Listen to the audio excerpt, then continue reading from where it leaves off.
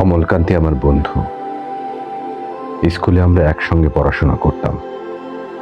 রোজ দেরি করে ক্লাসে আসতো, পড়া পারত না।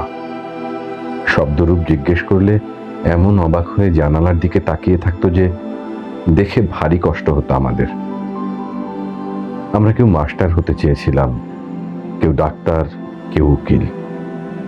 অমলকান্তি সেসব কিছুই হতে চায়নি। সে রোদ্দুর হতে চেয়েছিল। ক্ষান্ত বর্ষণ, কাকডাকা বিকেলের সেই লাজুক রোদ্দুর, যা আমার জামরুলের পাতায় যা নাকি অল্প একটু হাসির মতো লেগে থাকে। আমরা কেউ মাস্টার হয়েছি, কেউ ডাক্তার, কেউ উকিল। অমলকান্তি রোদ্দুর হতে পারেনি। সে এখন অন্ধকার একটা ছাপাখানায় কাজ করে। মাঝে মধ্যে আমার সঙ্গে দেখা করতে আসে, চা খায়, এটা ওটা গল্প করে, তারপর বলে, উঠি তাহলে। আমি ওকে দরজা পর্যন্ত এগিয়ে দিয়ে আসি।